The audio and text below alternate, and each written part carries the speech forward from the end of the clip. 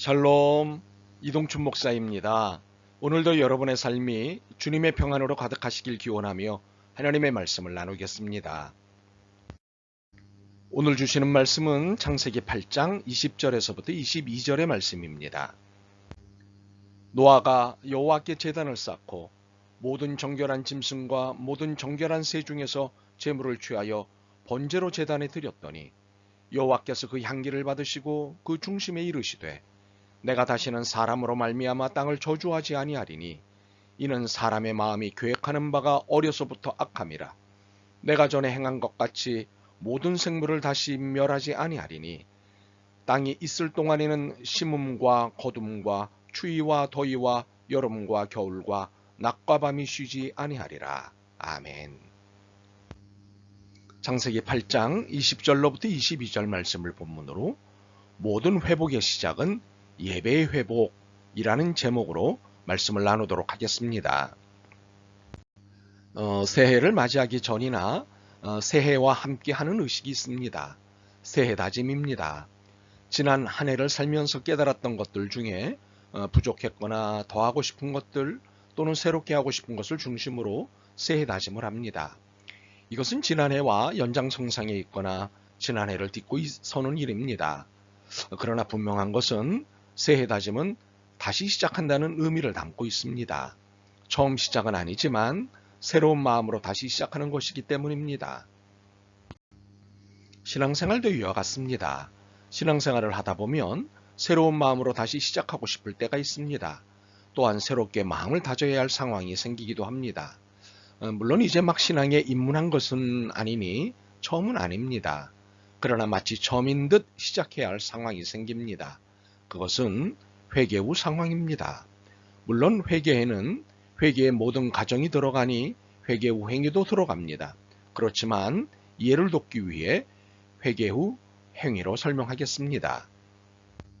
그렇다면 우리의 상황에서 새롭게 시작해야 할 회개 후 상황은 무엇일까요?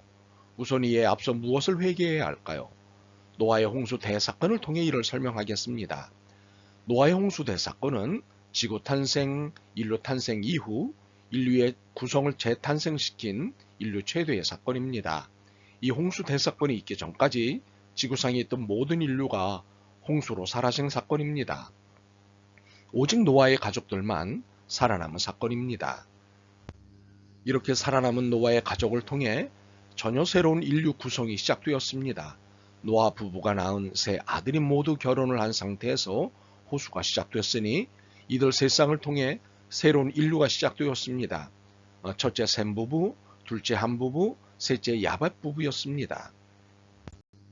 이렇게 인류가 전혀 새롭게 구성된 이유가 무엇인가요?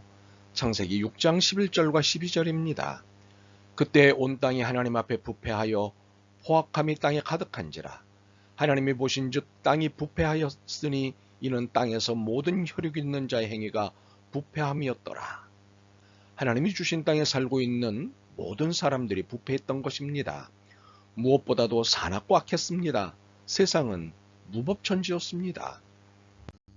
이에 하나님은 이 땅에 살아있는 모든 것을 쓸어 없애버리시기로 결심하셨습니다. 그러나 노아만은 아까웠습니다. 노아만은 쓸어 없애기가 너무 아까웠습니다. 그래서 노아와 그의 가족은 살려두시기로 계획을 수정하셨습니다. 그리고 목숨이 있는 생물들은 종류대로 암수 2 이상을 살리시기로 하였습니다. 노아에게 지시한 방주가 완성되자 살려두시기로 한 노아의 가족과 생물들을 다 방주에 들어가게 하셨습니다. 탑승이 완료되자 바로 하늘문을 여시고 비를 쏟아붓기 시작하셨고 40주야를 쉼없이 비를 내리셨습니다. 결국 7장 23절의 상태가 되었습니다. 지면의 모든 생물을 쓸어버리시니 곧 사람과 가축과 기는 것과 공중의 새까지라.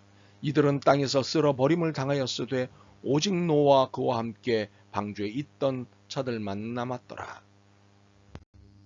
비가 내리기 시작하고 홍수가 나고 지면의 모든 생명체들이 다 죽고 비가 그치고 땅에 물이 마르기까지 심판의 시간은 꼬박 1년이었습니다. 이 1년 동안 노아의 가족들과 생물들은 방주에 있어야 했습니다. 그리고 나서야 방주에서 나올 수 있었습니다. 그렇다면 방주에 있던 지난 1년 동안 노아와 그의 가족들이 해야 할 일, 그리고 한 일은 무엇이었을까요? 방주에 희진 생물들을 잘 보살피기? 물론 그랬어야 합니다. 마땅한 일 중 하나입니다. 그러나 이보다 훨씬 중요한 일이 있습니다. 회개입니다.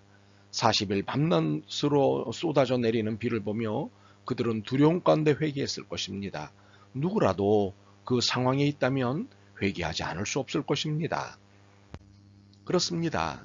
하나님은 새롭게 다시 시작될 인류인 모세의 가족을 통해 회개를 받으셨습니다. 짐작해 보건대 최소한 비가 쏟아붓는 40일 동안만큼은 회개를 했고 회개를 받으셨을 것입니다. 무엇보다도 하나님을 노여하게 한 무법천주의 모든 일들에 대해 철저하게 회개했을 것입니다. 참으로 지난날에 대한 반성 없는 회개는 무효입니다.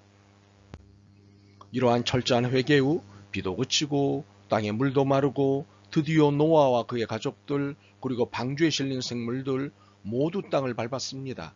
얼마나 감격스러웠을까요? 이 감격스러움은 곧바로 하나의 상황과 이어집니다. 그것은 새로운 시작입니다. 홍수 이전의 무법천지의 세상이 아닌 하나님 앞에 경건한 삶을 살고 거룩한 세상을 만들어야 하는 시작입니다. 이것이 회개 후 펼쳐진 상황입니다. 바로 이 상황에 노아가 하나님 앞에 한 첫 번째 행위가 있었습니다. 오늘 본문입니다. 여호와께 제단을 쌓은 것입니다. 하나님께 예배를 올려드린 것입니다. 그러자 하나님이 이 예배를 기쁘게 받으시고 엄청난 약속을 하셨습니다. 9장 11절에서부터 13절입니다. 내가 너희와 언약을 세우리니 다시는 모든 생물을 홍수로 멸하지 아니할 것이라. 땅을 멸할 홍수가 다시 있지 아니하리라. 하나님이 이르시되 내가 나와 너희와 및 너희와 함께하는 모든 생물 사이에 대대로 영원히 세우는 언약의 증거는 이것이니라. 내가 내 무지개를 구름 속에 두었나니 이것이 나와 세상 사이의 언약의 증거니라. 그렇습니다. 다시는 이 땅을 홍수로 멸하시지 않겠다는 약속을 하셨습니다. 그것의 징표로 무지개를 선물로 주셨습니다. 그러니 이후에 인류는 무지개를 볼 때마다 하나님의 자비와 사랑을 기억할 수 있었습니다. 그런데 우리가 무엇보다도 눈여겨봐야 할 것은 노아의 가족이 방주에서 나오자마자 한 행위입니다. 그것은 예배입니다. 물론 방주 안에서도 예배는 드렸습니다. 그러나 땅에서 드리는 예배와는 그 차원이 달랐기에 흡족할 수 없었습니다. 무엇보다도 제물을 불로 태워드리는 번제제사를 드릴 수 없었으니 땅에 발을 찢자마자 제일 드리고 싶었던 번제제사를 드린 것입니다. 하나님은 오늘 본문을 통해 우리의 삶에서 언제나 가장 먼저 회복되어야 할 것이 무엇인지 알려주십니다. 그것은 예배의 회복입니다. 그렇습니다. 예배 회복, 이것은 우리 공동체뿐만 아니라 전 세계 그리스도인들, 그리스도의 교회가 늘 회복해야 하는 첫 번째 신앙입니다. 느슨하고 나태한 예배, 게으르고 무심한 예배는 온전한 예배가 아닙니다. 이를 인정하는 것은 회개입니다. 사실 회개할 것이 예배만은 아닙니다. 예배와 함께 교회에 대한 무관심도 마찬가지입니다. 물론 처한 삶의 자리가 만만치 않으니 교회는 뒷전이거나 후순위일 수밖에 없을 수도 있습니다. 그러나 이것이 옳은 태도는 아닙니다. 분명한 것은 신앙 공동체가 늘 가장 먼저 회복해야 할 것은 예배입니다. 예배가 회복될 때 주일, 성경, 믿음, 선교, 전도, 봉사, 섬김의 모든 개념들이 동시에 회복됩니다. 여기에 1순위는 예배 회복입니다. 그 중에서도 주일 예배의 회복입니다. 그렇습니다. 예배 회복 없이는 그 어떤 것도 회복되지 않습니다. 이제 여러분의 신앙적 결단을 요청합니다. 예배를 회복하십시오. 이것은 모든 것을 새롭게 다시 시작하는 첫일입니다. 바라기는 주님이 기뻐하시는 예배제로 늘 뵙겠습니다. 아멘. 주님, 시급히 회복해야 할 것이 예배임을 깨달았습니다. 진정한 예배자로 거듭나게 도와주옵소서. 진정한 예배가 드려지는 신앙 공동체가 되게 하옵소서. 예수 그리스도의 이름으로 기도드립니다. 아멘. 오늘도 여러분의 믿음과 삶을 응원합니다. 사랑합니다.